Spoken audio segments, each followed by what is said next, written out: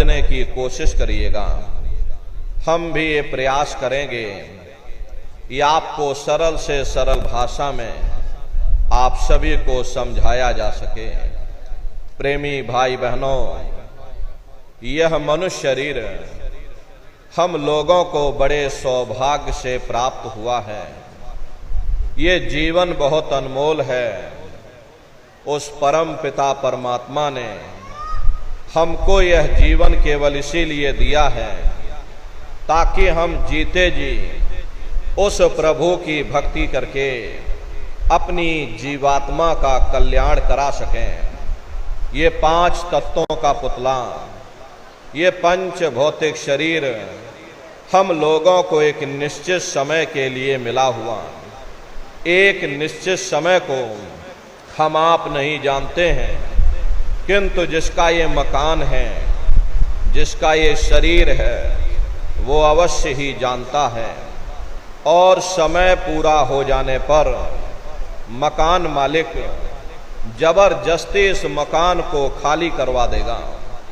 उस समय न जमीन जायदाद काम आएगी, न ये धन और संपत्ति काम आएगी। जीवात्मा को निकाल करके इस शरीर से बाहर कर दिया जाएगा। ये शरीर हमारा आपका यहीं जमीन पर धड़ाम से गिर पड़ेगा, क्योंकि जीवात्मा के निकल जाने के बाद में ये शरीर सिर्फ एक माटी का पुतला है, उससे ज्यादा कुछ भी नहीं। आप इस मिट्टी के पुतले को ले जाकर शमशान भूमि पर जला करके राख कर दोगे। हमारा आपका नाम, हमारी आपकी जात और बिरादरी उसी शमशान भूमि पर जल करके राख हो जाएगी। प्रेमी भाई बहनों, इस दुनिया में हित मित भाई बंधु, रिश्ते नातेदार, कुटुंब परिवार वाले, इनमें से कोई भी चीज तुम्हारी जीवात्मा को इस अधोगति से बचा नहीं सकती। हम कौन हैं, हम कहां से आए हैं और हमें जाना कहां है, ये मानव मात्र के लिए एक कठिन प्रश्न बना हुआ है।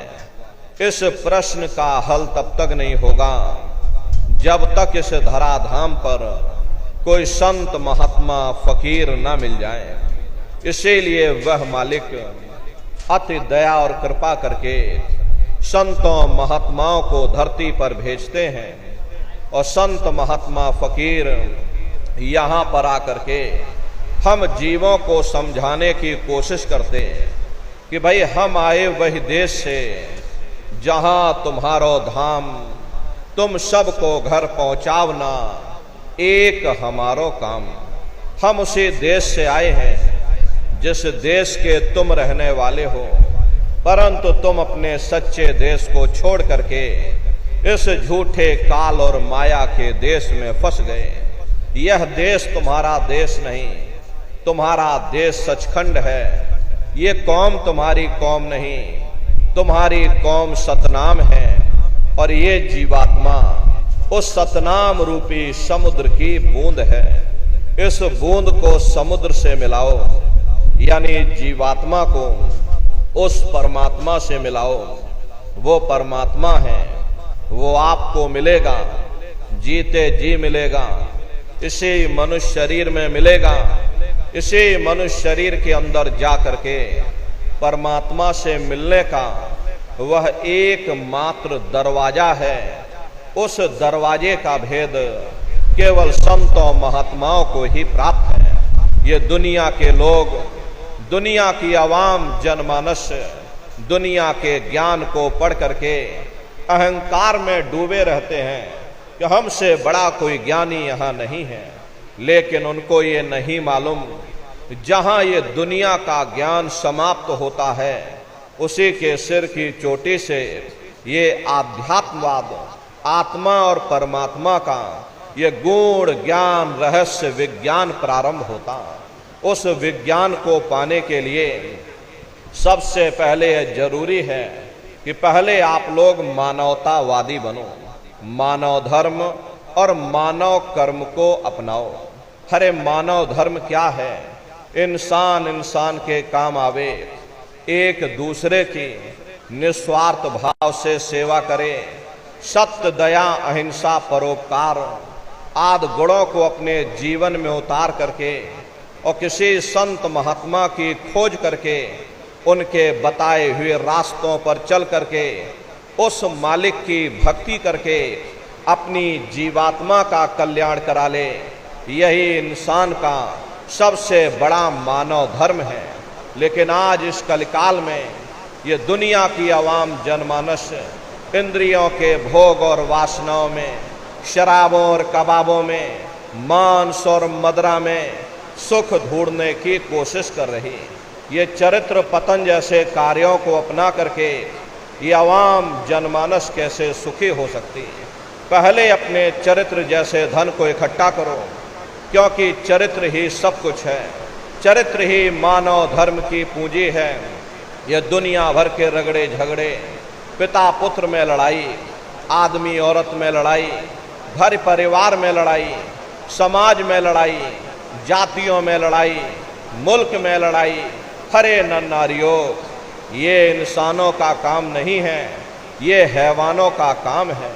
इसलिए पहले आप इंसान बनो, चरित्रवान बनो, महात्माओं के नज़दीक आओ, वे जो दया का प्रसाद दें उसे खुशी खुशी लेकर के अपने निज घर को जाओ, जहाँ न फिर जन्मना है और ना ही फिर मरना है। इसीलिए हमारे गुरु महाराज परम संत बाबा जय गुरुदेव जी महाराज ने आवाम जनमानस के बीच में ये आवाज़ लगाई है कि इंसानों, तुम अपने मानव धर्म के रास्ते पर वापस आ जाओ और इस मानव मंदिर में बैठ करके भगवान का सच्चा भजन करो, जिससे तुम्हारी ये जीवात्मा नरकों में जाने से बच जाए। अरे हम माने ना माने, लेकिन संत महात्मा त्रिकालदर्शी होते हैं, वे सब कुछ जानते हैं। अगर हम उनके वचनों को मान जाएंगे तो हम लोग बच जाएंगे, नहीं तो खाई और खंदक में जा करके गिर जाएंगे। इसीलिए अभी वक्त है उस मालिक से सच्ची प्रार्थना करने का, भगवान के सामने अपने गुनाहों की माफ़ी मांगने का, धर्म मजहब के नाम पर लड़ने झगड़ने का नहीं, जात बिरादरी के नाम पर लड़ने झगड़ने का नहीं। अरे हमने बहुत लड़ लिया, बड़े बड़े झगड़े और फसादें की, बड़ी बड़ी नुक्ताचीनी की, सिवाय नफ़रत के हमको क्या मिला? नफ़रत की ऐसी ज्वाला जली जिसमें घर जल गया, परिवार जल गया, समाज जल गई, जातियां जल गईं, अब सारा देश जल उठा। इसीलिए सारी मानवता बहुत थक गई। हर कोई ऐसी छांव चाहता है जहां उसे ठंडक मिले, शांति और सुकून मिले, और ये सब वहीं मिल सकते हैं जहां शांति के संदेश होते, सुकून के संदेश होते, मानव धर्म और मानव कर्म के संदेश होते। और ये संदेश केवल संत महात्मा फकीर देते हैं, जो समदर्शी होते हैं, जो समस्त जीवों के अंदर उस प्रभु के अंश को देखते हैं। ऐसे समदर्शी उन महात्माओं की खोज करो।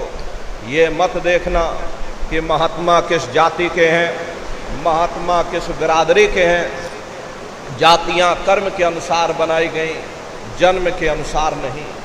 मनुष्य की एक ही जाति है, वो है मानव जाति। और इसी मानव जामे में बैठ करके हमें उस मालिक की भक्ति करनी है। प्रेमी भाई बहनों, सुपच जाति के भंगी थे, रैदास जी महाराज जाति के हरजन थे, मीराबाई जाति की छत्राणी थी। अगर वे सब उस मालिक को प्राप्त कर सकते हैं तो आप भी उस मालिक को प्राप्त कर सकते हो। लेकिन बगैर महात्माओं के, बगैर गुरु के कोई भी जीव इस संसार समुद्र से ना कोई पार हुआ और ना ही कोई हो सकता। ये समुद्र ऐसा है जिसके ना इस किनारे का पता, ना उस किनारे का पता, कोई नहीं जान सकता है ये दुनिया कब बनी, कितनी बार प्रलय और महाप्रलय हो गई। लेकिन इतना जरूर मालूम है, जिस दिन से दुनिया बनी है हम लोग यहीं पर भटका खा रहे। अगर इधर से हवा चली, नैया हमारी उधर चली गई, और कहीं उधर से हवा चल गई, हमारी नैया डगमगाते हुए इधर चली गई।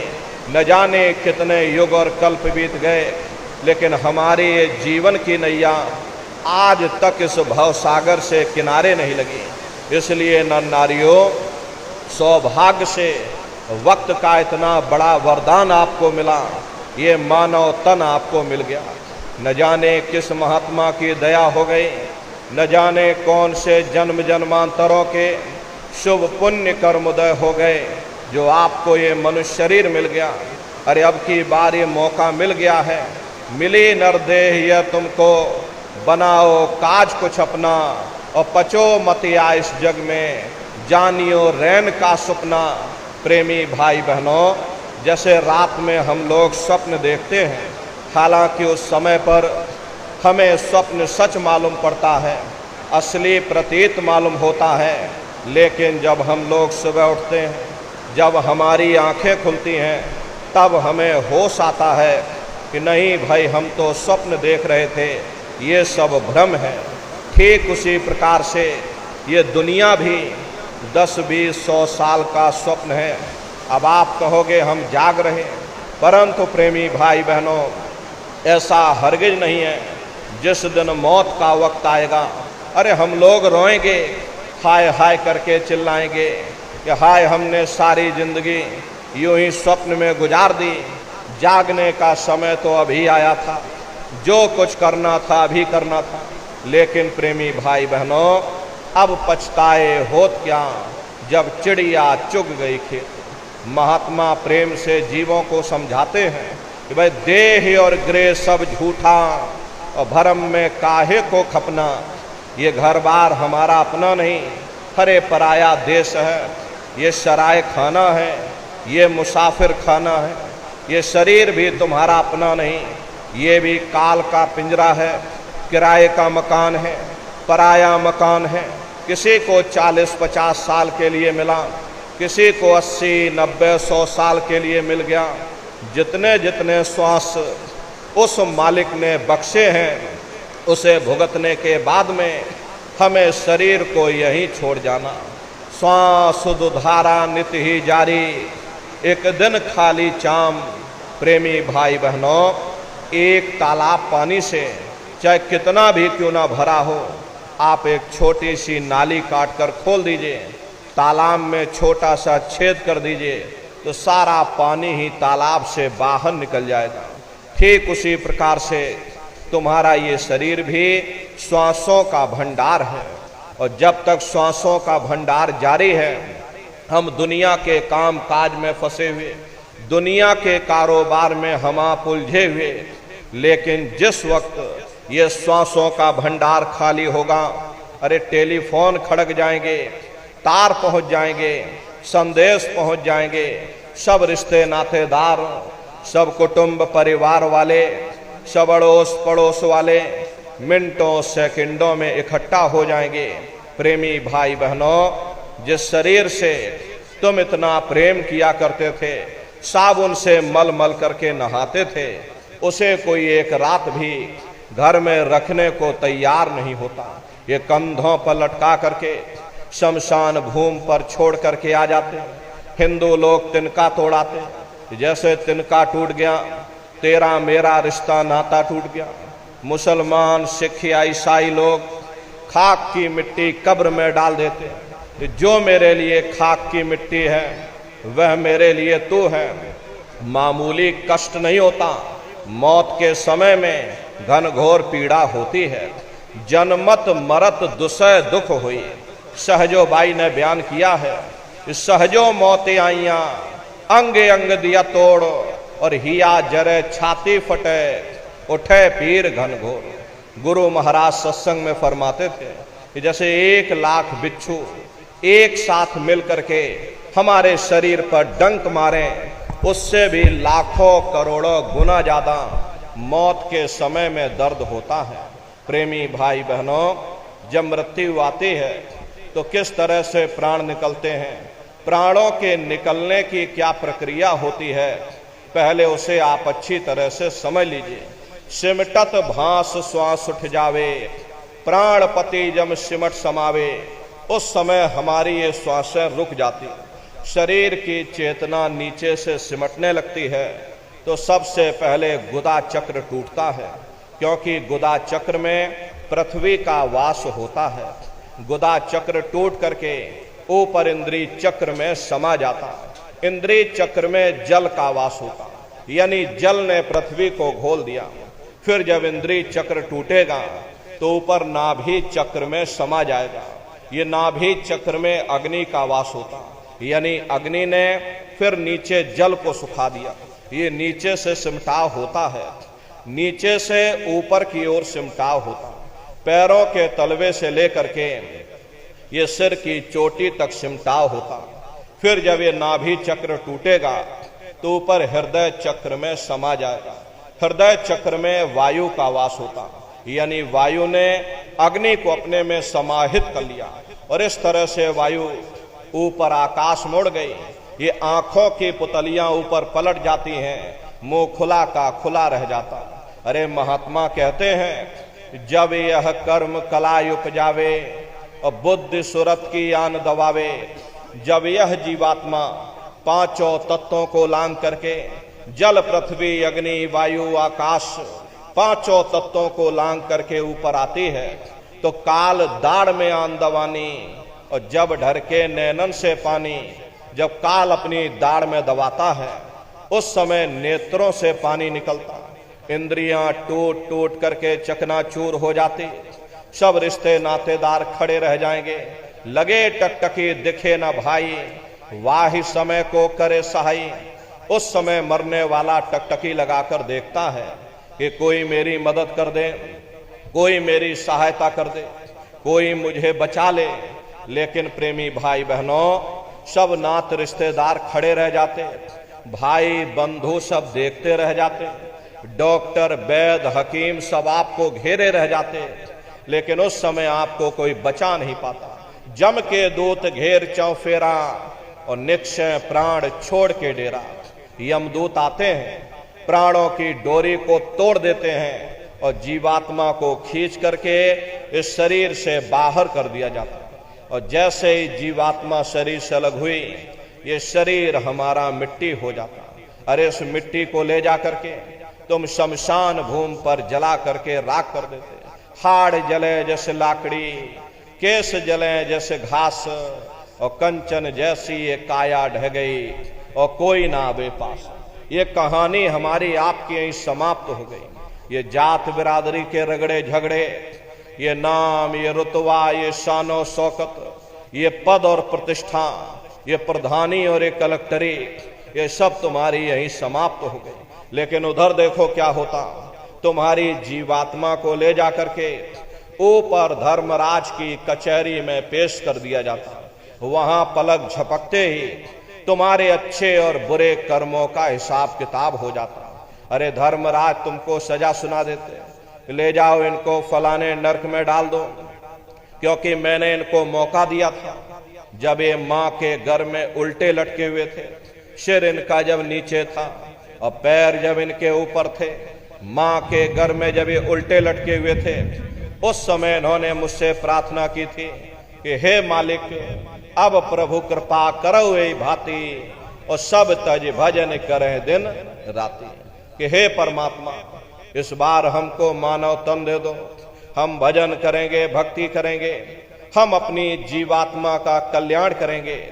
तो मैंने इनकी प्रार्थना को स्वीकार कर लिया और इनको मैंने सुंदर सा ये मनुष्य शरीर दे दिया और कह करके मैंने भेजा था कि भाई ये मनुष्य शरीर ये किराए का मकान है, ये तुम्हारा अपना नहीं है।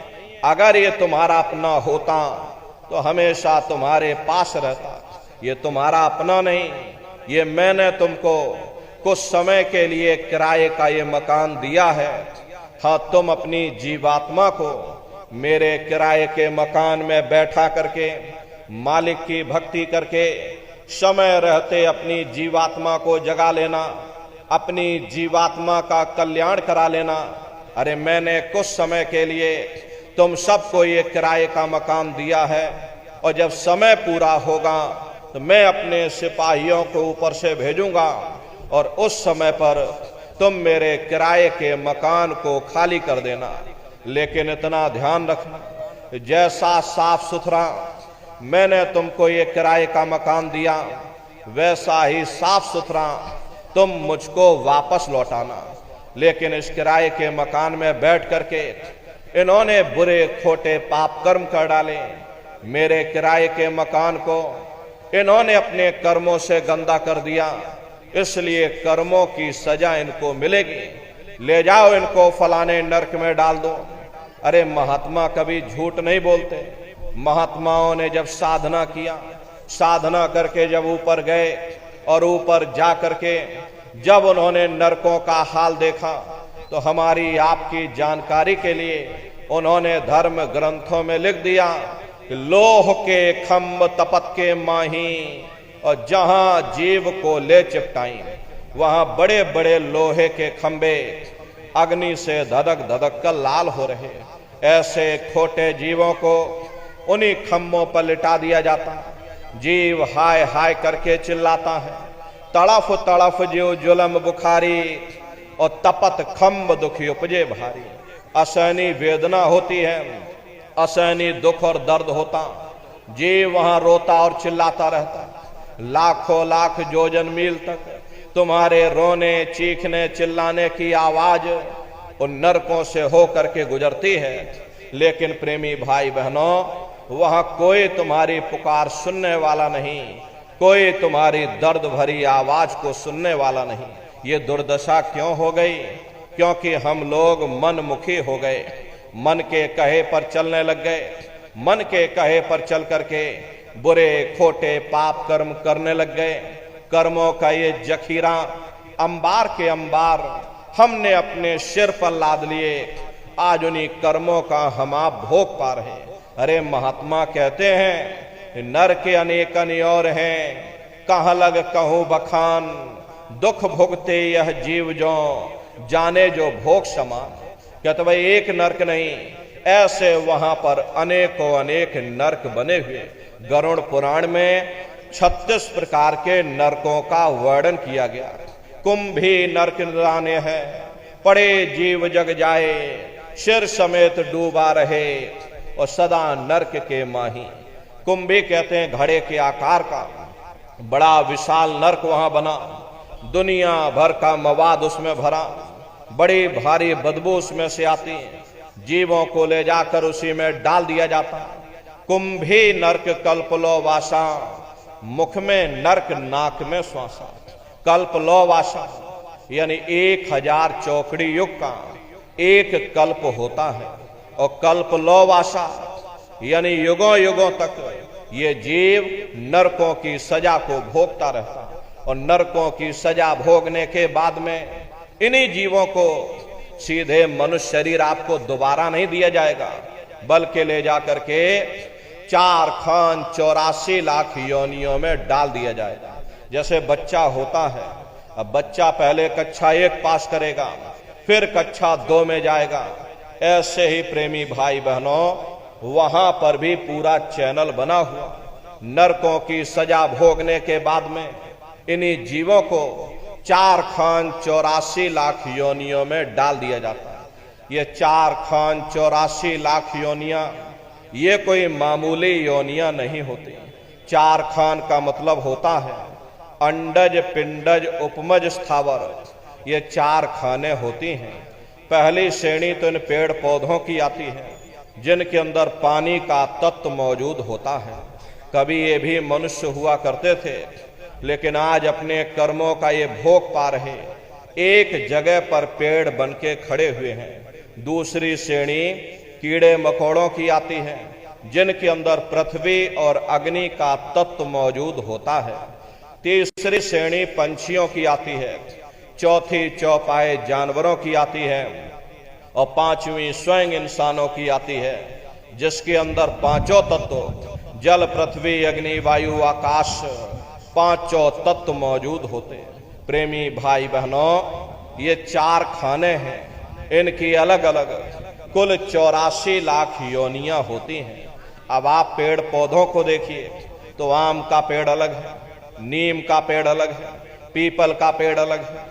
ऐसे ही अलग अलग प्रजातियों के कीड़े मकोड़े, अलग अलग प्रजातियों के पशु और पंछी, कुल मिलाकर 84 लाख योनियां हैं।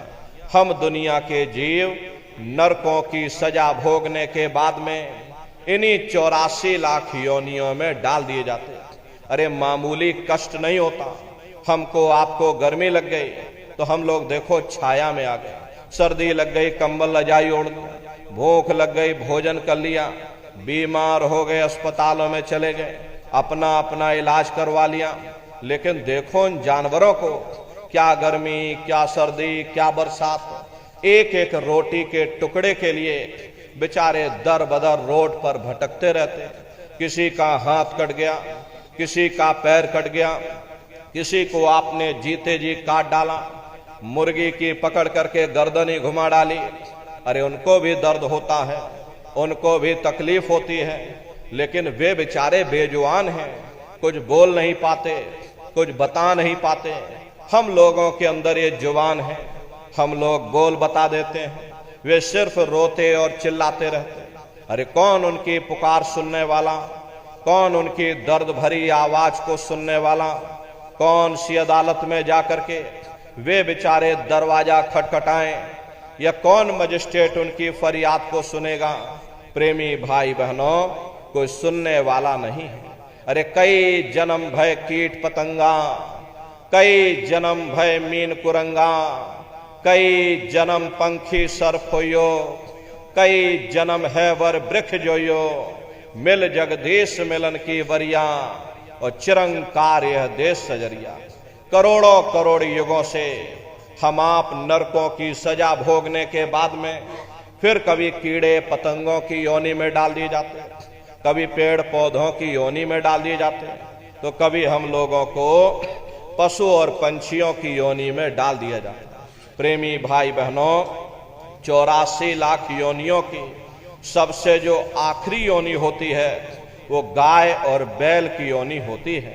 अरे गाय स्त्री का रूप लेती है और बैल पुरुष का रूप लेते हैं। ये 84 लाख योनियों की सबसे आखिरी योनि यानी कि अंतिम पायदान होता है। उसके बाद तब जाकर के हम लोगों को दोबारा फिर से मनुष्य शरीर प्राप्त होता है। इसीलिए कहा गया है कि बड़े भाग्य मानुष तन पाया और कोट जन्म जब भटका खाया। कोटान कोट जन्म जन्मांतरों तक अलग अलग योनियों में भटकने के बाद में तब बड़े सौभाग्य से तुम लोगों को ये मनुष्य शरीर प्राप्त हुआ है। लेकिन बड़े अफसोस की बात है, जैसे किसी को हीरा मिल गया, उसे हीरे की परख नहीं, उसने हीरे को ले जाकर गधे के गले में बांध दिया। ठीक उसी प्रकार से ये मनुष्य शरीर उत्तम से उत्तम है, लेकिन इंसान इसकी कद्र नहीं करता। खाने पीने ऐशो इशरत में अपने कीमती समय को और श्वासों की पूंजी को बर्बाद कर देता। अरे रात गवायो सोए के, दिवस गवायो खाए, हीरा जन्म अमोल था और कौड़ी बदले जाए। भगवान राम ने कहा कि बड़े भाग्य मानुष तन पाया, सुर दुर्लभ शब्द ग्रंथ ही गाया। सुर कहते हैं देवताओं को, बड़े से बड़े देवी और देवता भी इस मनुष्य शरीर को पाने के लिए तरसते हैं, क्योंकि इसी मनुष्य रूपी मंदिर में बैठ करके हम आप उस परमात्मा की भक्ति कर सकते हैं। इसीलिए संतों महात्माओं ने इस पंच भौतिक शरीर को सच्चा हरि मंदिर कहकर याद किया कि हरि मंदिर यह शरीर है और ज्ञान रतन प्रकट होए, ये असली हरि मंदिर है। जब भी वो परमात्मा मिलेगा इसी हरि मंदिर के अंदर मिलेगा। इसी पंच भौतिक शरीर को ईसा मसीह साहब ने टेम्पल ऑफ लिविंग गॉड यानी जिंदा ईश्वर का मंदिर कहा। इसी पंच भौतिक शरीर को गुरु नानक साहब ने नर नारायणी देह कहकर याद किया। ये वो देह है जिसमें नारायण स्वयं विराजमान है। अरे वो नारायण जब भी मिलेंगे तुम्हें तुम्हारे अंदर मिलेंगे। यही कबीर साहब ने कहा कि जो तिल माही तेल है, जो चकमक में आग, और तेरा साईं तुझ में, और जाग सके तो जाग। जैसे तिल में तेल होता है, पत्थर में अग्नि होती है, ठीक उसी तरह से वो मालिक हर एक के घट घट में, हर एक के वजूद के अंदर बैठा हुआ। यही महात्माओं ने कहा कि कस्तूरी कुंडल बसे मृग धूड़े बनमाही, और ऐसे घट घट राम है और दुनिया देखे नाही। जैसे हिरण कस्तूरी की खुशबू को बाहर जंगलों में ढूंढता फिरता, हालांकि वो खुशबू उसके नाभि से हो करके आती है, वही हाल हम जीवों का है। हम दुनिया के जीव भी उस परमात्मा की खोज बाहर इस जड़ संसार में कर रहे हैं, लेकिन महात्मा कह रहे हैं कि भाई मोको कहां ढूंढे रे बंदे, अरे मैं तो तेरे पास में, और ना तीरथ में ना मूरत में, मैं तो हूं विश्वास में। ना मैं तीरथ में मिलूंगा, ना मैं मूरत में मिलूंगा, ना मैं अन्य किसी कर्म कांड में मिलूंगा, ना मैं ग्रंथों में मिलूंगा, ना मैं पोथियों में मिलूंगा, ना ही मैं इन किताबों में मिलूंगा। चाहे सारी उम्र बैठ करके तुम किताबें पढ़ते रहो, ढोलक मजीरा बजा बजा करके उन चौपाइयों को तुम रटते रहो, अरे मैं जब भी मिलूंगा तुम्हें तुम्हारे अंदर मिलूंगा। प्रेमी भाई बहनों, बड़ी सीधी सी बात है, ये अगर खाना बनाने की किताब सारी उम्र बैठ करके तुम पढ़ते ही रहोगे कि भाई खाना ऐसे बनता है और खाना वैसे बनता है, और खाने में नमक डाला जाता है और खाने में तेल डाला जाता है, खाने में हल्दी डाली जाती है, फिर उसमें जीरा डाला जाता है, तो कभी तुम्हारा पेट नहीं भर सकता। जब तक आप खाना बनाओगे नहीं, उसे स्वयं खाओगे नहीं, कभी तुम्हारा पेट नहीं भर सकता। अरे हम वेदों की निंदा नहीं करते, हम ग्रंथों की निंदा नहीं करते, हम गीता कुरान और बाइबल की निंदा नहीं करते। वेद शास्त्र गीता कुरान बाइबल जितने भी हमारे धर्म ग्रंथ हैं, चिल्ला चिल्ला करके सब यही कह रहे हैं कि भाई मनुष्य के अंदर अंड खंड ब्रह्मांड है, स्वयं वो परमात्मा तुम्हारे अंदर बैठा है। चलो अंदर चलो, अंदर चल करके उस परमात्मा का दर्शन दीदार करो। अब सवाल ये उठता है, भाई आखिर हम अपने अंदर जा करके उस परमात्मा का दर्शन कैसे करेंगे? तो इसके लिए संतों महात्माओं ने केवल 3 साधन बताए। साधन 3 सारे वर्णे, और साधन सब थोथे मान। इस कलयुग में उस मालिक को पाने के लिए महात्माओं ने केवल 3 पूजाएं बताई। पहला है सुमरन, दूसरा है ध्यान, और तीसरा है भजन। सुमरन कहते हैं अपने गुरु को याद करना, ध्यान कहते हैं अपनी दिव्य दृष्टि को खोलना, और भजन कहते हैं कान में उंगली डाल करके उस शब्द को सुनना, उस नाम को सुनना, उस देववाणी आकाशवाणी को सुनना जो 24 घंटे तुम्हारे सब के अंदर गूंज रही है। तो कैसे आप लोग सुमरन करोगे, कैसे आप लोग ध्यान करोगे, और कैसे आप लोग भजन करोगे? जरा बैठ करके अच्छी तरह से समझिएगा और फिर घर पर जा करके करिएगा। तो सबसे पहले सुमरन कैसे किया जाएगा? सुमरन करने के लिए एक माला आप लोग ले लेना। ये देखिए प्रेमी भाई बहनों, 108 दाने की ये माला है। अपने अपने घरों में बैठ करके बाहर से अपनी आंखों को बंद कर लेना, दोनों आंखों के मध्य भाग में अपने ध्यान को रोक करके और दाने दाने पर जय गुरुदेव नाम का उच्चारण करिएगा। हर दाने पर जय गुरुदेव नाम, हर दाने पर जय गुरुदेव नाम, जय गुरुदेव जय गुरुदेव जय गुरुदेव जय गुरुदेव, कुल 108 बार करिएगा। दोबारा इसी जगह फिर वापस आ जाओगे। जब आप जय गुरुदेव नाम का उच्चारण करोगे तो दोनों आंखों के मध्य भाग में अपने ध्यान को रोक करके और दाने दाने पर जय गुरुदेव नाम का उच्चारण करिएगा। जिसको आप याद कर रहे हो, एक समय ऐसा आएगा वो अंतर में तुम्हारे सामने प्रकट हो जाएगा। उसके स्वरूप को देख लेना, फिर उसी के स्वरूप को याद करके जय गुरुदेव नाम का सुमरन सभी नए प्रेमी भाई बहन करिएगा। दूसरी बार फिर यहीं से जय गुरुदेव नाम का सुमरन, तीसरी बार फिर यहीं से जय गुरुदेव नाम का सुमरन, इस तरह से कुल 8 बार जय गुरुदेव नाम का सुमरन सभी नए प्रेमी भाई बहन करिएगा। और 8 बार करने के बाद में ये माला आप रख देना। प्रेमी भाई बहनों, ये जय गुरुदेव नाम किसी साधारण इंसान का नाम नहीं, ये स्वयं उस अनामी महाप्रभु का नाम है।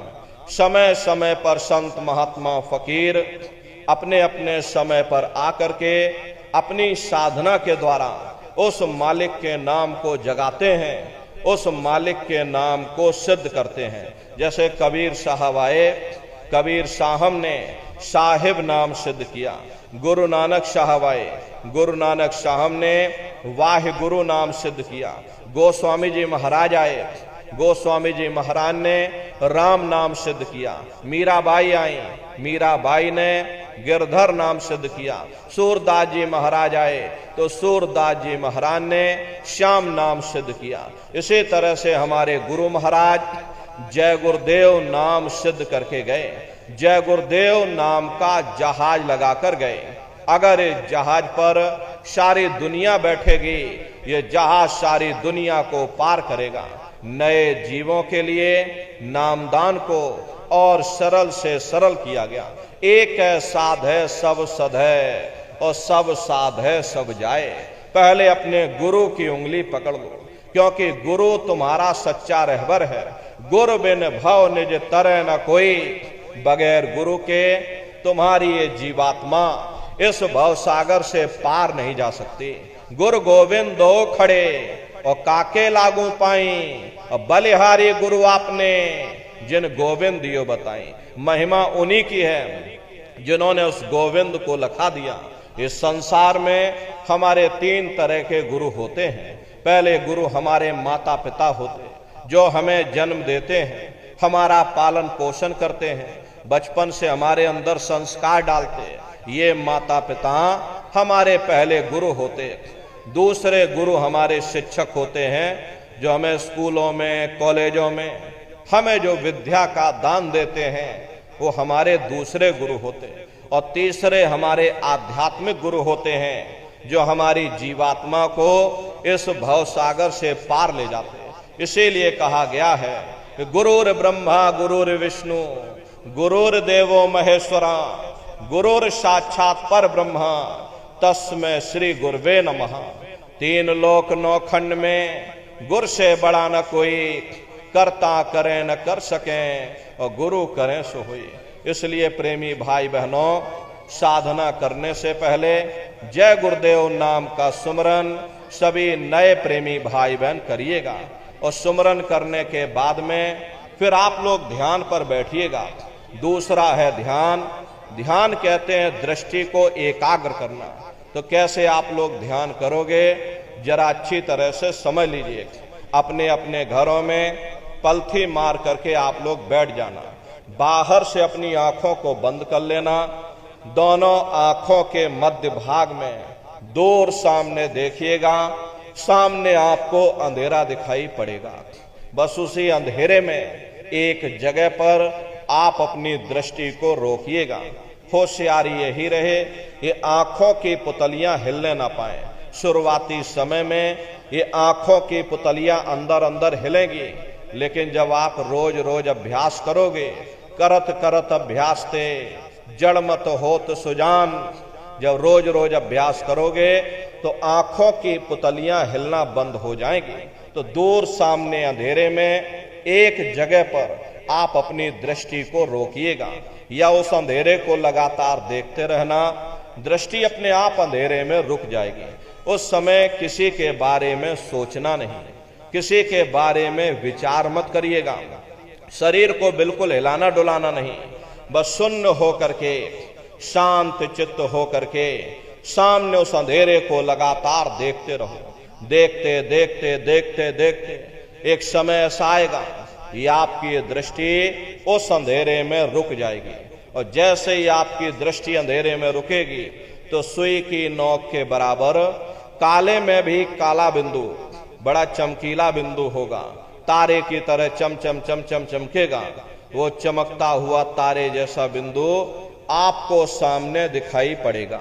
और जब वो चमकता हुआ बिंदु सामने दिखाई पड़ जाए, तब आप अपनी दृष्टि को उस बिंदु पर एकाग्र कर देना। और जब आप अपनी दृष्टि उस बिंदु पर एकाग्र कर दोगे, तो वही बिंदु दरवाजा है, वही बिंदु खिड़की है, उसी को हरि का द्वार यानी कि हरिद्वार कहा गया। बहुत विशाल वो दरवाजा है। ये संसार कुछ नहीं है। ऐसे तुम लाखों संसार इकट्ठे करके एक साथ दरवाजे के अंदर डाल दो, पता तक नहीं चलेगा। इतना विशाल वो हरि का द्वार तुम्हारे सब के अंदर बना हुआ है। एक छोटे से बीज को लेकर के हम आपसे कहें कि इस बीज के अंदर बहुत बड़ा पेड़ है, तो आप जल्दी भरोसा नहीं करोगे। लेकिन उस छोटे से बीज को जब आप जमीन में गाड़ दोगे, थोड़ा खाद पानी दोगे, वो बीज अंकुरित हो जाएगा। उसमें से विशाल लताएं भी निकलेंगी, विशाल वृक्ष का रूप भी लेगा, उसमें से फल और फूल भी निकलेंगे।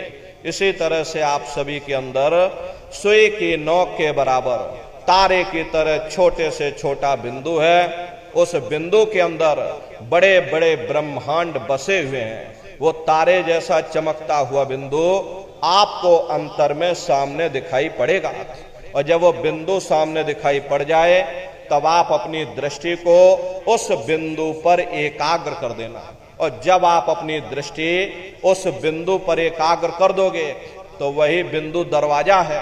वो दरवाजा खुल जाएगा, ये शिव नेत्र खुल जाएगा, ये दिव्य दृष्टि आपकी खुल जाएगी और आप दरवाजे के अंदर दाखिल हो जाओगे। एक बार प्रेमी भाई बहनों, ये दिव्य दृष्टि खुल जाए, फिर क्या भूत, क्या भविष्य, क्या वर्तमान, कोई भेद आपसे गुप्त नहीं रहेगा। लाखों वर्ष पहले क्या हुआ था, भविष्य में क्या होने वाला है, अरे आप अपने अपने घरों में बैठ करके और ध्यान लगा करके भूत भविष्य वर्तमान को देख सकते हो। तो यह है ध्यान करने का तरीका। एक बार फिर से आप लोग समझ लीजिए कैसे आपको ध्यान करना है। अपने अपने घरों में पलथी मार करके बैठ जाना, बाहर से अपनी आंखों को धीरे से बंद कर लेना, दोनों आंखों के मध्य भाग में दूर सामने देखिएगा तो सामने आपको अंधेरा दिखाई देगा। देखो प्रेमी भाई बहनों, ये दोनों आंखों के बीचों बीच में यहीं से वो रास्ता गया है। तो आंखों को बंद कर लेना, अंतर में सामने देखिएगा, सामने आपको अंधेरा दिखाई पड़ेगा। बस उसी अंधेरे में एक जगह पर आप अपनी दृष्टि को रोकिएगा। अपनी दृष्टि को अंधेरे में एकाग्र करने की कोशिश करना। एक टक होकर के सामने उस अंधेरे को जब आप देखते रहोगे, तो देखते देखते एक समय ऐसा आएगा कि आपकी ये दृष्टि उस अंधेरे में रुक जाएगी। और जैसे ही आपकी दृष्टि अंधेरे में रुकेगी, तो सुई की नोक के बराबर तारे की तरह चमकता हुआ बिंदु सामने आपको दिखाई पड़ेगा। और जब वो चमकता हुआ बिंदु सामने दिखाई पड़ जाए, तब आप अपनी दृष्टि को उस बिंदु पर एकाग्र कर देना। और जब आप अपनी दृष्टि उस बिंदु पर एकाग्र कर दोगे, तो वही बिंदु दरवाजा है। वो दरवाजा खुल जाएगा, ये शिव नेत्र खुल जाएगा, ये दिव्य दृष्टि आपकी खुल जाएगी और आप दरवाजे के अंदर दाखिल हो जाओगे। तो प्रेमी भाई बहनों, यह है ध्यान करने का तरीका। और तीसरा है भजन। गाने बजाने का नाम भजन नहीं है। नाच गाना ढोल मजीरा, अरे इसका नाम भजन नहीं है। भजन कहते हो शब्द को सुनना, उस नाम को सुनना, उस देववाणी आकाशवाणी को सुनना जो 24 घंटे तुम्हारे सब के अंदर गूंज रही है। तो कैसे भजन करोगे, जरा अच्छी तरह से समझ लीजिए। ये दोनों उंगली कानों में डाल करके ये कानों को बंद कर लेना। कान इसीलिए बंद किए जाते हैं ताकि बाहर की कोई आवाज हमको सुनाई ना पड़े। अपनी सुविधा से बैठिएगा। कुर्सी पर चाहे कुर्सी पर बैठ जाओ, सोफे पर चाहे सोफे पर बैठ जाना, या कोई तकिया इस तरह से रख लेना और दोनों कोहनियां रख करके और दोनों उंगली कानों में डाल करके ये कानों को बंद कर लेना। बहुत सी हमारी माताएं बहनें बूढ़े बुजुर्ग हैं, आपके घुटनों में दर्द होता होगा, रीढ़ की हड्डी में दर्द होता होगा और आप बैठ करके भजन नहीं कर पाते हो, तो आप लेट करके भजन करिएगा। ऐसे सीधे लेट जाना, लेटे लेटे आंख और कान को बंद कर लेना। मतलब तो आंख और कान को बंद करना है, चाहे आप लेट करके करो या चाहे आप बैठ करके करो।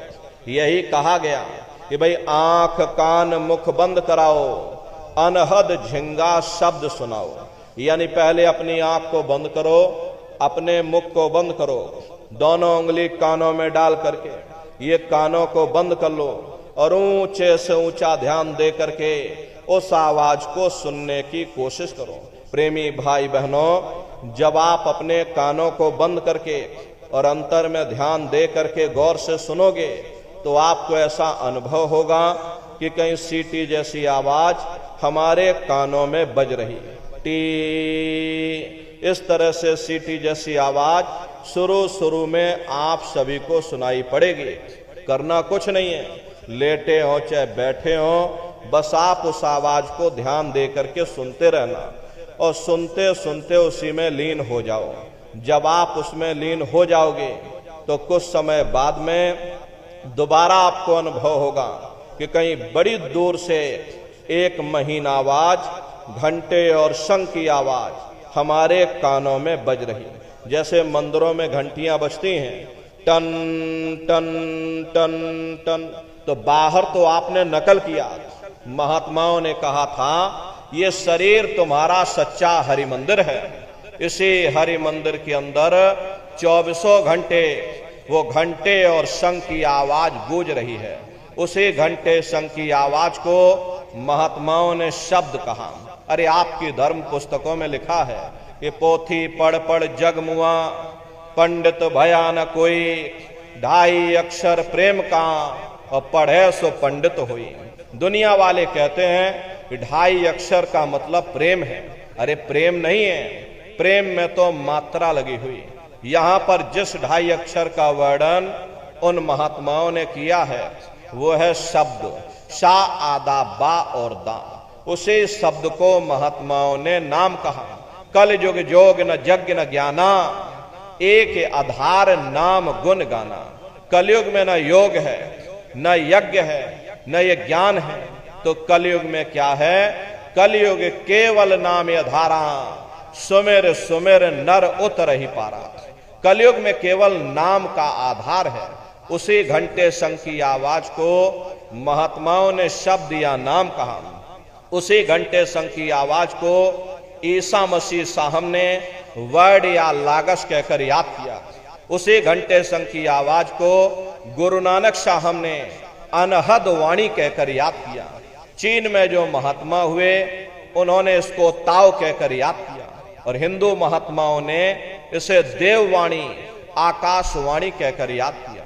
उन अलग अलग महात्माओं ने अपनी अपनी भाषा में हम लोगों को समझाने की कोशिश की है कि भाई वो घंटे शंख की आवाज तुम्हारे सबके अंदर गूंज रही है, वो आपको सुनाई पड़ेगी। लेकिन शुरुआती समय में आपको ऐसा मालूम पड़ेगा कि कहीं बड़ी दूर पर घंटियां बज रही, टन टन टन टन, लेकिन सुनाई हरेक को पड़ेगी। प्रेमी भाई बहनों, जब घंटे और शंख की आवाज आपको अपने अंदर सुनाई पड़ने लग जाए तब आप सीटी की आवाज को छोड़ देना और घंटे शंख की आवाज को पकड़ लेना, उसको आप सुनने लग जाना।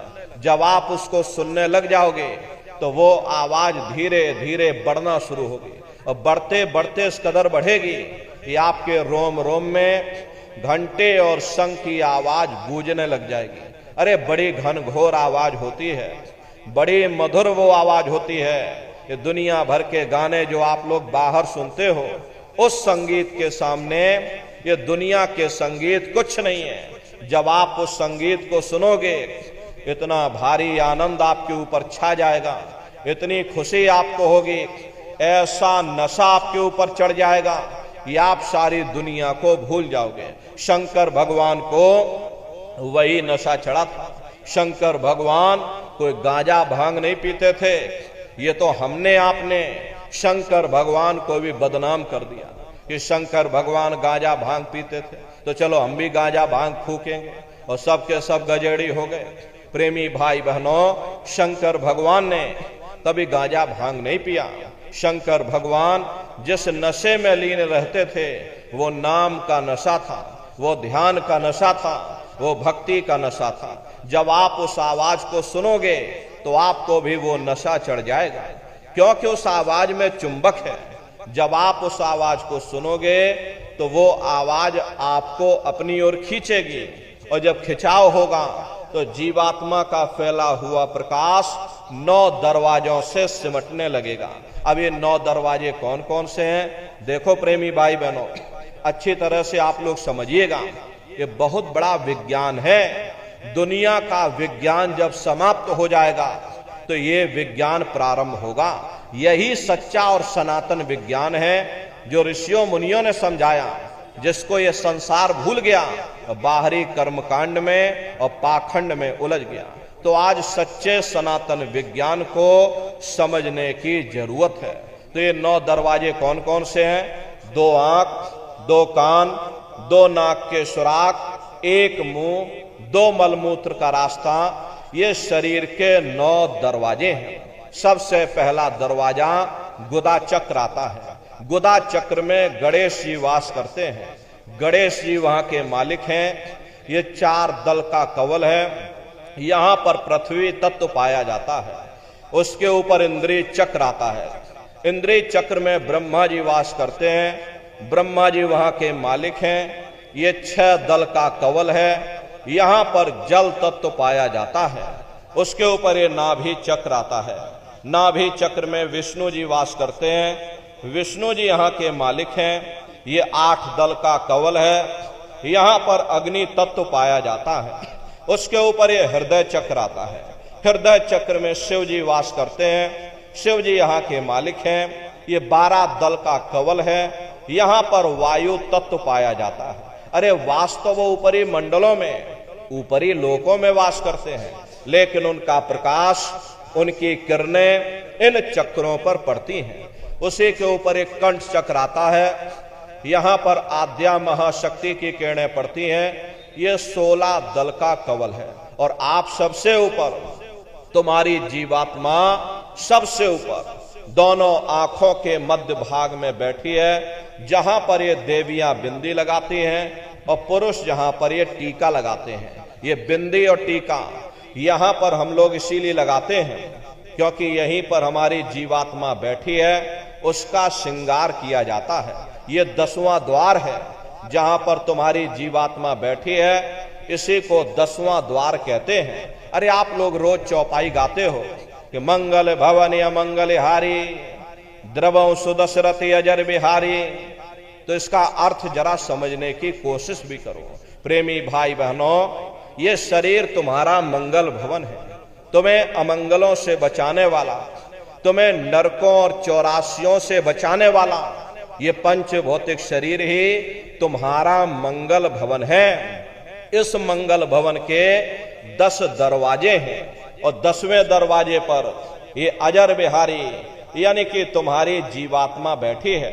और यहीं पर बैठ करके जीवात्मा अपने प्रकाश को 9 दरवाजों में फैलाती है, जिससे तुम्हारा ये शरीर चलता है, तुम्हारे हाथ चलते हैं, तुम्हारे पैर चलते हैं। जब आप भजन करोगे और घंटे और शंख की आवाज को सुनोगे तो उस आवाज में चुंबक है।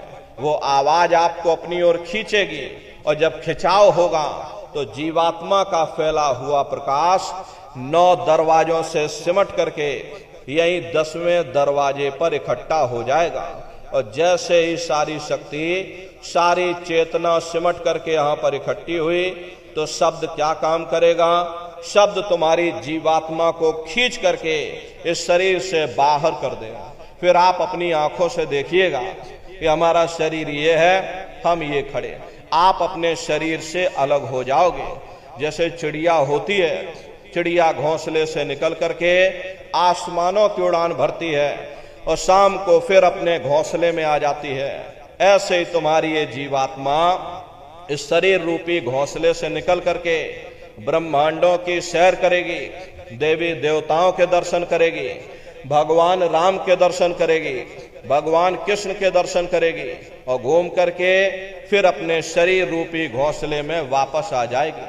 प्रेमी भाई बहनों, ये ब्रह्मा विष्णु महादेव जिनकी सारी दुनिया पूजा करती है, अरे आप सभी लोग ब्रह्मा विष्णु महादेव की पूजा करते हो और पूजा करते करते आपका ये जीवन बीत गया, लेकिन कभी तुमने विचार ही नहीं किया भाई जिनकी हम पूजा कर रहे, आखिर ब्रह्मा विष्णु महादेव कौन है, ये कहां पर रहते हैं, ये क्या काम करते हैं, इनके माँ बाप कौन है, भगवान राम कौन है, भगवान कृष्ण कौन है, ईश्वर कौन है, ब्रह्म कौन है, पर ब्रह्म कौन है, ये कहां पर रहते हैं, तो जरा संक्षिप्त में आप समझिएगा।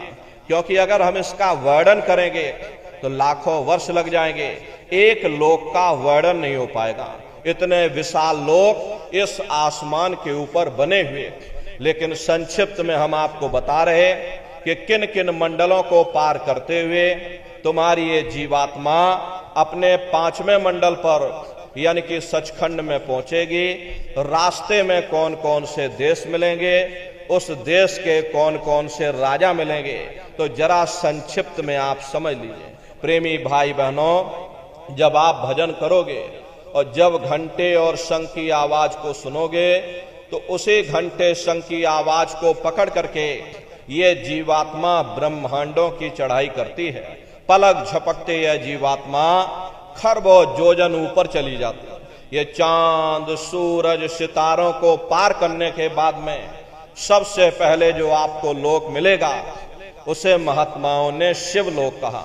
शिवलोक तमोगुणी स्थान है, वहां के मालिक शिव जी हैं। वो पार्वती जी के साथ उस लोक में विराजमान हैं। चैतन्य धार जो ऊपर से नीचे आ रही, जिसे महात्माओं ने गंगा कहा, वे अपना केंद्र बिंदु शिवलोक को बनाती है। इसीलिए शिव जी की जटा में ये गंगा दर्शाई जाती हैं। इस लोक में असंख्यों जीवात्माएं रहती हैं। ये सभी जीवात्माएं शिव स्वरूप में मौजूद होती हैं। जब आप वहां पहुंचोगे और शिव जी का जब प्रत्यक्ष दर्शन करोगे, तो आपका स्वरूप भी शिव के समान यानी कि शिव स्वरूप हो जाएगा। शिव जी का दर्शन करने के बाद में फिर घंटे शंख की आवाज को पकड़ करके फिर जब आप ऊपर चढ़ोगे, उसी के ऊपर ब्रह्मा जी का लोक आएगा। ब्रह्मा जी का लोक वो रजोगुणी स्थान है। वहां के मालिक ब्रह्मा जी हैं। वो गायत्री, सावित्री और सरस्वती के साथ उस लोक में विराजमान हैं। और ब्रह्मा जी का दर्शन करने के बाद में फिर घंटे शंख की आवाज को पकड़ करके फिर जब आप ऊपर चढ़ोगे, उसी के ऊपर विष्णु लोक आएगा। विष्णु लोक वो सतोगुणी स्थान है। वहां के मालिक विष्णु जी हैं। उनका बड़ा मनमोहक स्वरूप है। उनकी 4 भुजाएं हैं और चारों भुजाओं में शंख, गदा, पद्म और चक्र सुशोभित हैं। और आप क्षीर सागर में लक्ष्मी जी के साथ विराजमान हैं। ये तीनों देवता ब्रह्मा, विष्णु और महादेव अपने अपने लोक में बैठ करके राज कर रहे हैं। एक रचयिता है जो हम जीवों को रचता है, एक पालनहार है जो हम जीवों को पालता है, और एक संहार करता है जो जीवों को नष्ट कर देता। एक का काम है शरीर को बनाना, एक का काम है शरीर की सुरक्षा करना, और एक का काम है शरीर को नष्ट कर देना।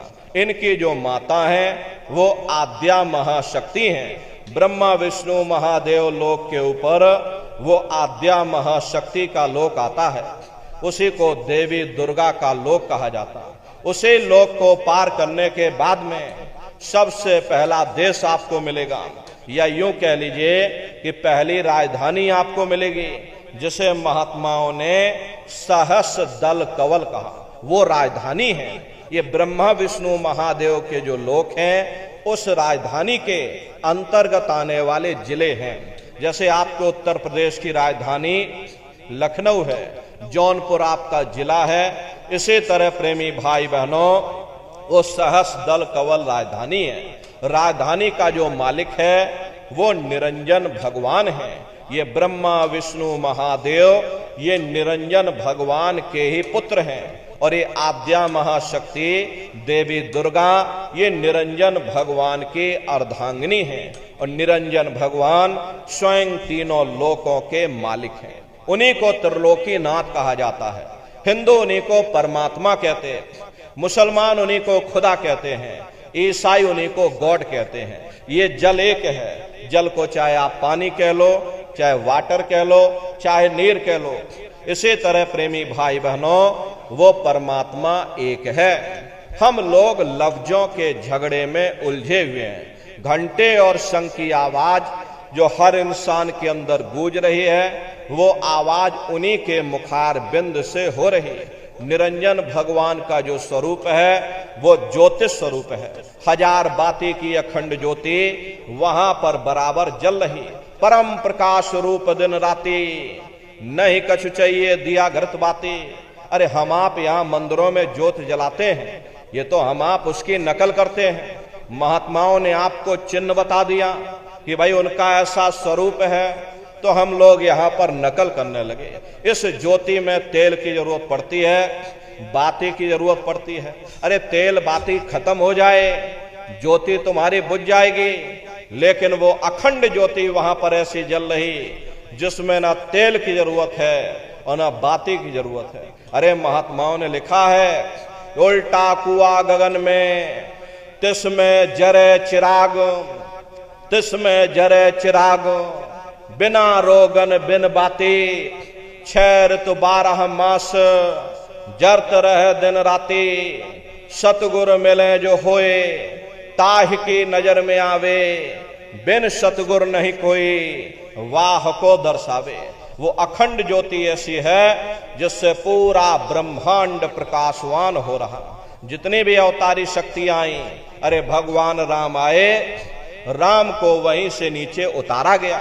इसीलिए उस देश को अयोध्या नगरी या कौशलपुर देश भी कहा जाता है। अरे गोस्वामी जी महाराज जब साधना करके वहां पहुंचे, तभी गोस्वामी जी महाराज ने रामचरित्र मानस में लिख दिया। देखो प्रेमी भाई बहनों, रामचरित्र मानस में गोस्वामी जी महाराज ने जो भी लिखा है वो सब अंतर का भेद लिखा। जब उन्होंने साधना किया और साधना करके जब ऊपर गए, जो कुछ उन्होंने ऊपर जाकर देखा वो रामचरित्र मानस में लिख दिया। आप लोग ऊपर गए नहीं, आपने कुछ देखा नहीं, इसीलिए आप अर्थों को समझ नहीं पाते हो और अर्थ का अनर्थ कर देते। तो क्या लिखा गोस्वामी जी महाराज ने?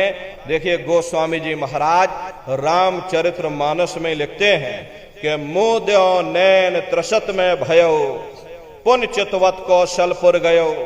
जब मैंने अपने बाहर की आंख बंद की, मेरी अंतर की आंख खुल गई और मैं क्या देख रहा हूं, मैं कौशलपुर देश में पहुंच गया।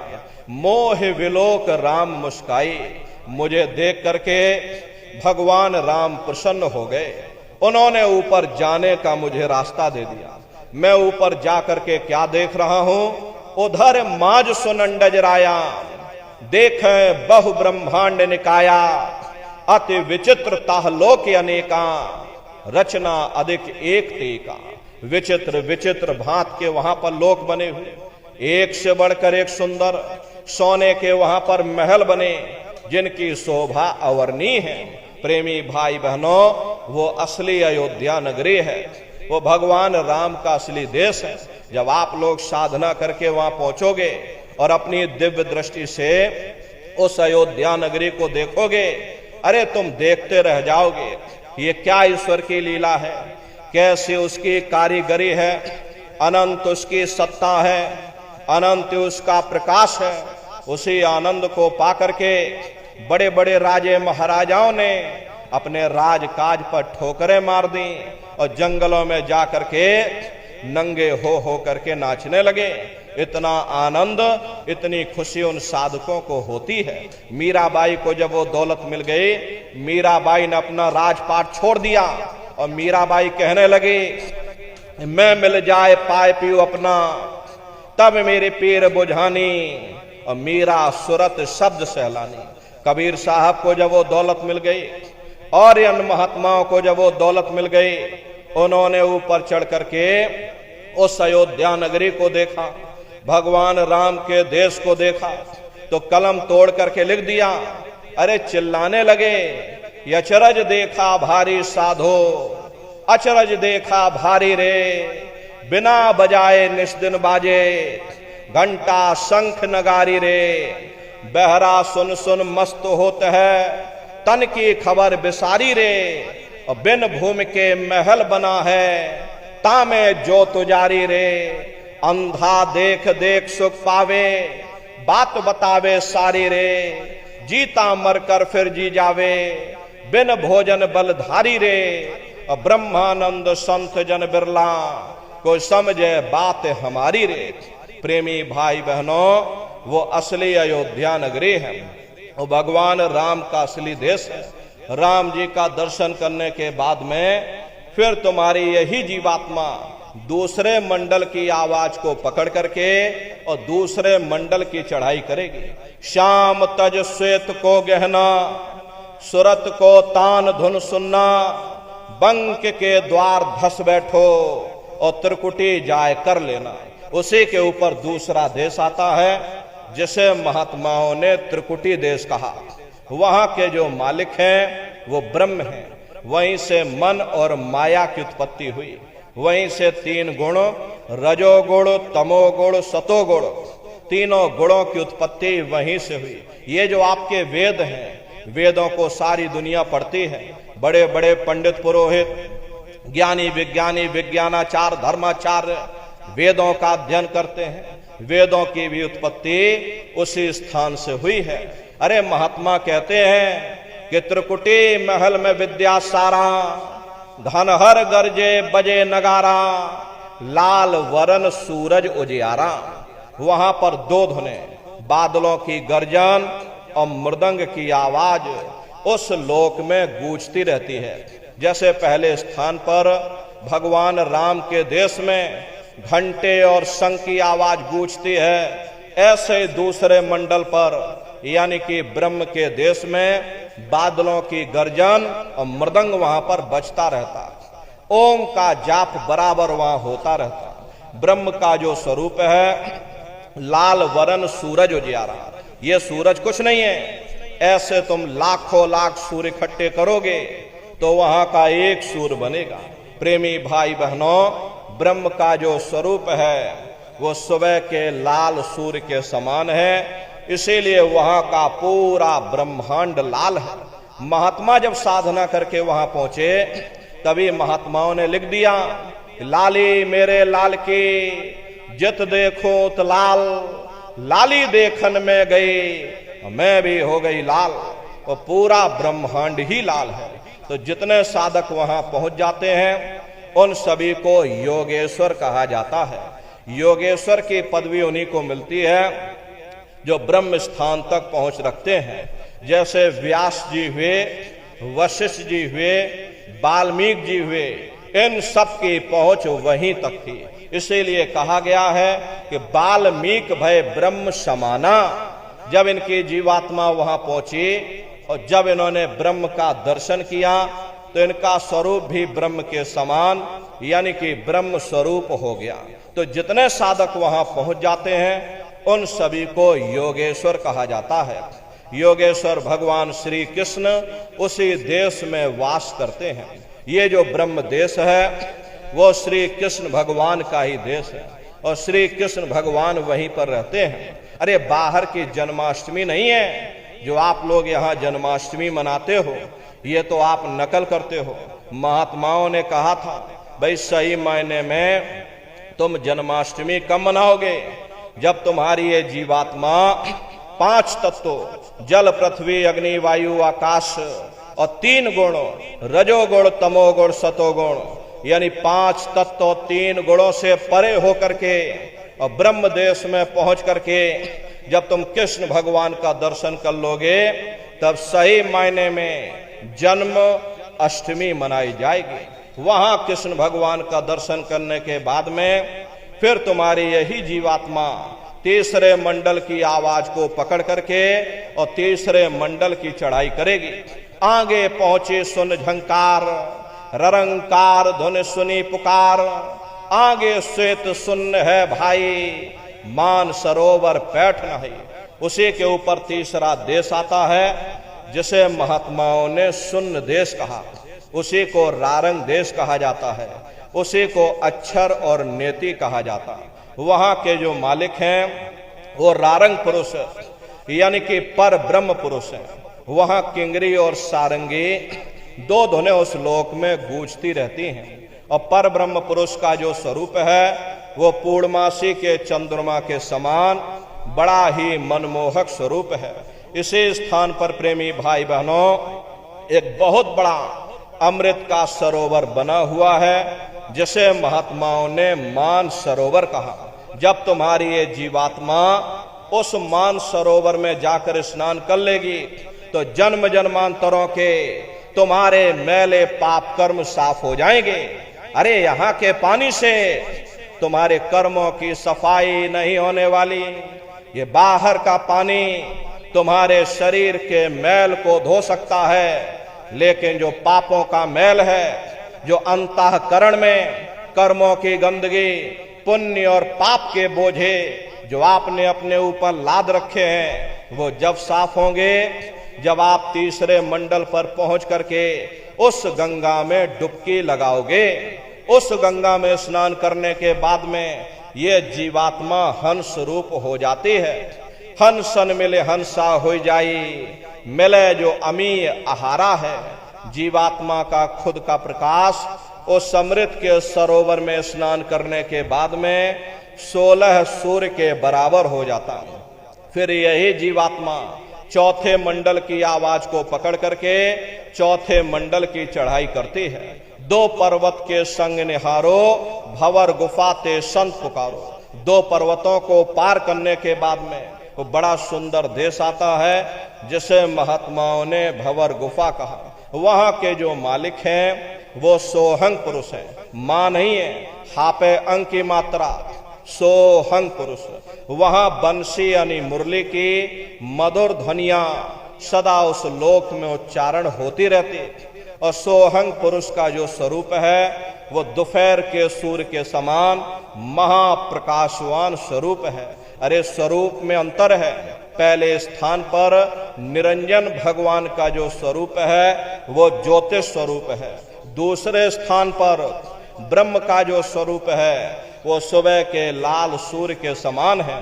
तीसरे स्थान पर ब्रह्म पुरुष का जो स्वरूप है वो पूर्णमासी के चंद्रमा के समान है।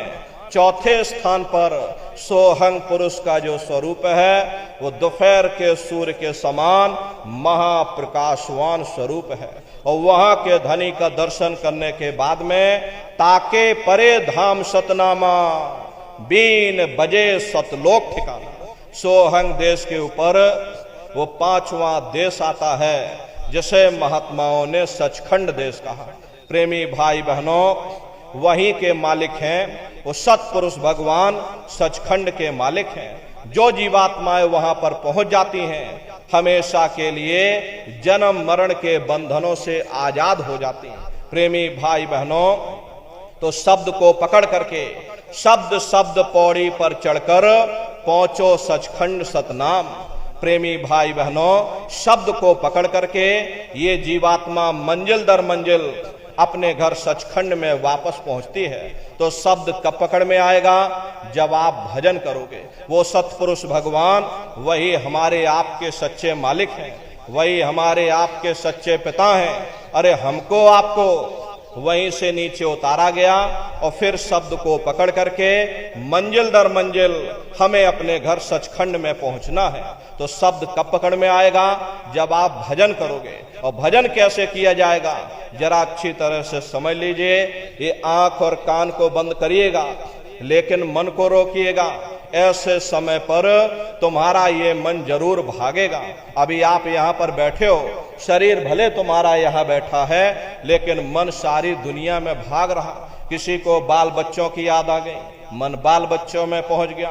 कोई दुकान दफ्तर छोड़ करके आया, मन दुकान दफ्तर में पहुंच गया। तो ये मन भागता रहता है। जिन्होंने मार मन डाला उन्हीं को सूरमा कहना, बड़ा बैरी ये मन घट में, इसी का जीत ना कटना। अगर दुनिया में कोई हमारा दुश्मन है वो केवल तुम्हारा अपना ये मन है। ये मन रूपी रावण कब मरेगा? जब 9 द्वारों पर फतेह हासिल करके तुम यहाँ 10वें द्वार पर चढ़ जाओगे, तब सही मायने में दशहरा मनाई जाएगी। अरे बाहर की दशहरा नहीं है जो तुम लकड़ी का रावण बना देते हो और फूंक फांक करके घर चले आते। कहते भाई हमने रावण मार दिया। महात्माओं ने कहा था भाई सही मायने में तुम दशहरा कब मनाओगे? जब 9 द्वारों पर फतेह हासिल करके तुम यहाँ 10वें द्वार पर चढ़ जाओगे, तब सही मायने में विजयदशमी मनाई जाएगी।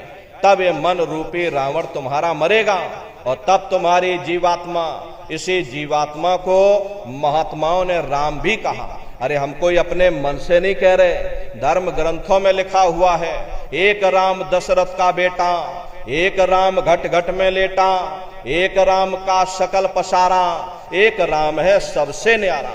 एक वो राम है जो अयोध्या के वासी हैं और एक राम घट घट में लेटे, यानी हमारी आपकी जीवात्मा जो हर एक के अंदर मौजूद है। महात्माओं ने कहा भाई एक वो राम है और एक राम का सकल पसारा, यानी पहले स्थान के मालिक वो निरंजन भगवान जिनको दुनिया त्रिलोकीनाथ कहती है, जिनका ये पूरा पसारा, ये पूरा संसार है।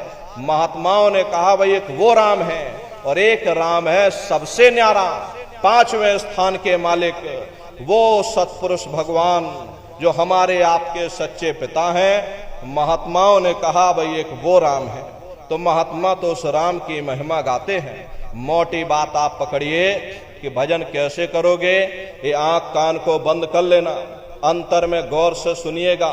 शुरू में सीटी जैसी आवाज आप सभी को सुनाई पड़ेगी, उसे पकड़ लेना, सुनते रहना, सुनते सुनते उसी में लीन हो जाओ।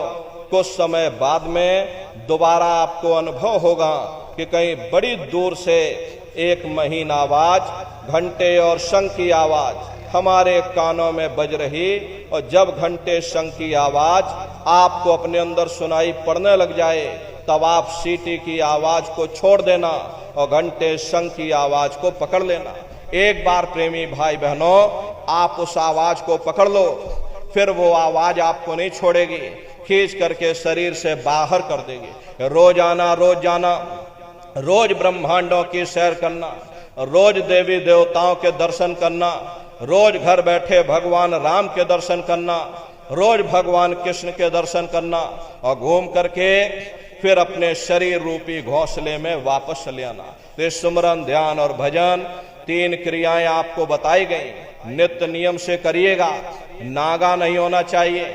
शरीर को आप भोजन देते हो, सुबह दोपहर शाम रात भोजन करते रहते, लेकिन कभी तुमने विचार ये नहीं किया ये जीवात्मा जो जन्म जन्मांतरों से बेचारी भूखी प्यासी बैठी है, जिसकी शक्ति से तुम्हारा ये भारी भरकम शरीर चल रहा, तो कभी अपनी जीवात्मा को तुमने भोजन नहीं दिया।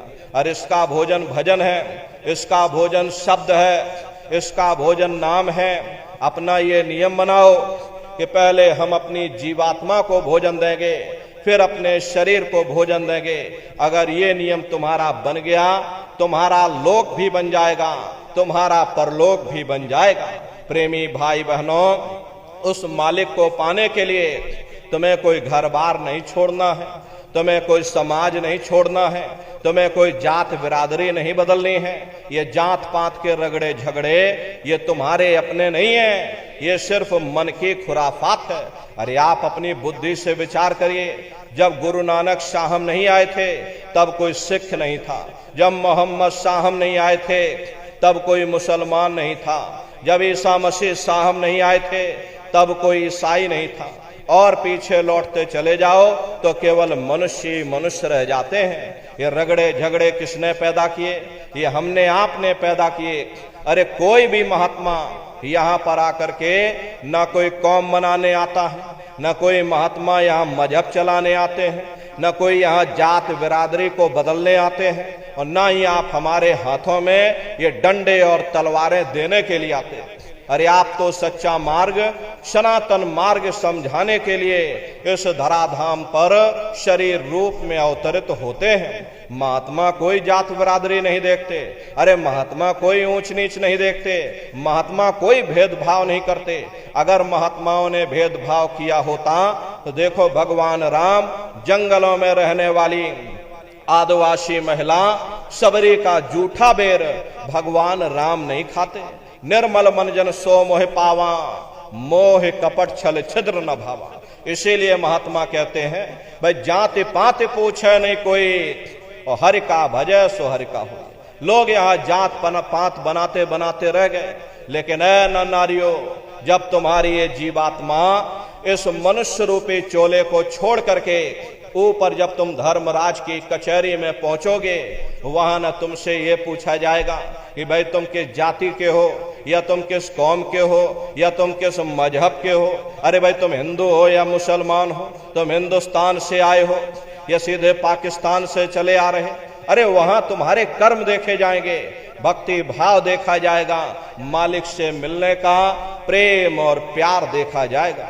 इसीलिए महात्मा कहते हैं भाई मालिक को पाने के लिए तुम्हें कोई जात बिरादरी नहीं बदलनी है, तुम्हें कोई घर परिवार नहीं छोड़ना है, तुम्हें कोई बाल बच्चे नहीं छोड़ने हैं, तुम्हें कोई जंगलों पहाड़ों में नहीं भटकना है, तुम्हें कोई काले नीले पीले कपड़े नहीं पहनना है। अरे भाई तुम अपने अपने घर परिवार में रहो, अपने अपने बाल बच्चों के साथ रहो, अपने अपने समाज में रहो, समाज की रीत नीत नियम के अनुसार रहो, मेहनत और ईमानदारी से काम करो और 24 घंटे में से घंटा 2 घंटा समय निकाल करके सुमरन ध्यान और भजन करिएगा। यही दौलत तुम्हारे काम आएगी। बाकी सब रगड़े और झगड़े ये सब यहीं पड़े रह जाएंगे। सुई की एक नोक भी तुम्हारे साथ में जाने वाली नहीं है। बड़े बड़े राजे महाराजे आए, सारी जिंदगी उन्होंने ये किला बनाते बनाते गुजार दिया। आज उनके किलों को जाकर देखिए, आज खंडहर बने पड़े हुए। विश्व विजेता सिकंदर सारी दुनिया पर राज करने का ख्वाब देखता था, वो भी मुट्ठी खोल करके चला गया। अरे कोई क्या साथ लेकर जाएगा? जो चीज तुम्हारे साथ में जाने वाली वो केवल परमात्मा की भक्ति है। इसलिए प्रेमी भाई बहनों, वो दौलत कमा लो जो अंत समय में तुम्हारे काम आवे, वरना ये समय तुम्हारा निकलता जा रहा। ये श्वासों की पूंजी ये दिन प्रतिदिन कम होती जा रही, और एक समय ऐसा आएगा कि बुलबुला तुम्हारा फूट जाएगा। फिर न जाने ये मनुष्य शरीर तुमको मिले न मिले, अरे भटकते रह जाओगे युगों युगों के लिए उन नरकों और चौरासियों में। इसलिए नर नारियों, हमारी आपसे प्रार्थना है, अहो भाग्य है आपका, आपको ये मनुष्य शरीर मिल गया, ये मौका आपको मिल गया है। इस मौके का फायदा उठाओ, मनुष्य रूपी मंदिर में बैठ करके वो आत्मधन कमा लो, वो खजाना कमा लो जिससे तुम्हारी जीवात्मा का कल्याण हो जावे। तो सुमरन ध्यान और भजन नित्य नियम से करिएगा। और देखो प्रेमी भाई बहनों, हमारी आपसे प्रार्थना है कि आप सभी लोग शाकाहारी रहिएगा, क्योंकि हमारे गुरु महाराज ने शाकाहार पर विशेष जोर दिया। गुरु महाराज हमारे कहते थे कि बच्चे बच्चियों तुम लोग शाकाहारी रहना, शाकाहार का प्रचार करते रहना, इसी से देश और दुनिया में भारी परिवर्तन होगा। प्रेमी भाई बहनों, परिवर्तन कोई कानून बनाने से नहीं होगा, परिवर्तन कोई आंदोलन करने से नहीं होगा, परिवर्तन कोई तोड़फोड़ करने से नहीं होगा। परिवर्तन तब होगा जब लोगों के विचार बदलेंगे, लोगों की भावनाएं बदलेंगी। और विचार जब बदलेंगे जब लोगों का खान पान शुद्ध होगा। देसी कहावत है भाई, जैसा खाए अन्न वैसा होए मन। जब इंसान पशुव्रती भोजन करेगा तो उसकी बुद्धि स्वतः ही पशुओं जैसी हो जाएगी। फिर जिस शराब के नशे में माँ बहन बेटी की पहचान खत्म हो जाए, उस शराब को पी करके यह कैसे पता चलेगा कि क्या अच्छा और क्या बुरा है। यही कारण है कि आज घर समाज में ये दुनिया भर के अत्याचार और दुनिया भर के व्यभिचार फैले हुए। अरे हम लोग देखिए मंदिर बनवाते हैं, उन मंदिरों में नहा धो करके जाते, कहते भाई परमात्मा के रहने की जगह है, हमको नहा धो करके जाना चाहिए, फूल अगरबत्ती ले जाना चाहिए। कोई उन मंदिरों में कूड़ा कचरा नहीं डालता। अगर तुम कूड़ा कचरा डालोगे तो आपस में लाठियां चल जाएंगी। फिर ये जो हरि मंदिर है, ये पंच भौतिक शरीर जिसे महात्माओं ने हरि मंदिर कहा, इसमें तुम हाड़ मांस के लोथड़े डालते हो, इसमें तुम शराब के कतरे डालते हो, इसमें तुम मुर्गा मुर्गी काट करके डाल रहे। अपने बनाए हुए मंदिर की कद्र करोगे और परमात्मा के बनाए हुए इस मानव मंदिर को तुमने जीते जी कब्रिस्तान बना दिया तो सख्त सजा मिलेगी। अरे महात्माओं ने लिखा है, तिल भर मच्छी खाए के कोट गऊ दे दान और काशी करवट जामरे और निश्चय नरक निदान। यदि तिल भर भी मच्छी खा करके फिर चाहे कोटान कोट तुम गऊओं का दान करो और काशी में जाकर के मत्था रगड़ते रगड़ते अपनी पूरी जिंदगी वहां पर गुजार दो, फिर भी तुमको तुम्हारे गुनाहों की सजा मिलेगी, कोई बच नहीं सकता।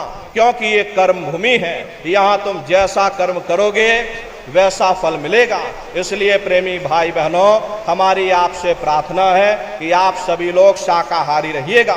देखिए, हमारे गुरु महाराज ने अपने गुरु की याद में मथुरा दरबार में इतना विशाल मंदिर बनवाया। गुरु महाराज हमारे कहते थे, बच्चा मंदिर का देवता वहां पर बैठ करके बरकत बांट रहा। अरे आप लोग आइए, वहां कोई रुपया पैसा नहीं चढ़ाया जाता, कोई चंदा चुटकी नहीं। अरे आप लोग आए, मंदिर के देवता के सामने अपनी एक बुराई को चढ़ा दीजिए। वहां पर बुराई चढ़ाई जाती है कि हम आज से मांस मछली नहीं खाएंगे, हम आज से अंडा शराब का सेवन नहीं करेंगे, हम आज से झूठ नहीं बोलेंगे, हम आज से किसी को धोखा नहीं देंगे। अरे आप अपनी एक बुराई चढ़ा दो, आपकी एक मनोकामना पूरी होगी। ऐसा वरदानी मंदिर हमारे गुरु महाराज ने अपने गुरु की याद में मथुरा दरबार में बनाया है। तो उन्हीं की याद में देखिए, पावन भंडारे का कार्यक्रम 28 नवंबर से और 2 दिसंबर तक मथुरा दरबार में मनाया जाएगा। तारीख आप सभी लोग याद रखिएगा, 28 नवंबर से 2 दिसंबर तक गुरु महाराज का ये पावन भंडारे का कार्यक्रम मथुरा दरबार में होने जा रहा। तो आप सभी प्रेमी भाई बहन भंडारे के कार्यक्रम में सपरिवार सादर आमंत्रित हैं। आप लोग पधारिएगा। सुमरन ध्यान और भजन बराबर आप लोग करते रहना। इतना जान लो प्रेमी भाई बहनों, ये रास्ता बिल्कुल सच्चा है। आप करोगे, आपको अनुभव होगा, दिखाई भी पड़ेगा, सुनाई भी पड़ेगा। अरे तुम्हारा लोक भी बन जाएगा और तुम्हारा परलोक भी बन जाएगा। इसी के साथ अब हम अपनी वाणी को विराम देते हैं। आप लोगों ने बरसात के समय में इतनी बड़ी संख्या में आप सभी प्रेमी भाई बहन यहाँ पर उपस्थित हुए हो, ये तो गुरु महाराज की दया कृपा है। ये बरसात हो रही प्रेमी भाई बहनों, किसानों के लिए तो ये अमृत बरस रहा। देखिए प्रेमी भाई बहनों, आप लोग बराबर सुमरन ध्यान और भजन बराबर आप लोग नित्य नियम से करिएगा। अरे आपके जौनपुर जिले में करीब 4 महीने यहाँ पर हम रहेंगे। 122 कार्यक्रम न्याय पंचायत स्तर पर आपके जौनपुर जिले में होंगे। तो जब भी आपको मौका मिले, आगे यहाँ से 5-6 किलोमीटर की दूरी पर कल फिर 12 बजे से कार्यक्रम होगा, फिर 5-6 किलोमीटर की दूरी पर फिर पड़ाव पड़ जाएगा, फिर 12 बजे से कार्यक्रम होगा। कुल 4 महीने आपके जौनपुर जिले में ये कार्यक्रम होंगे।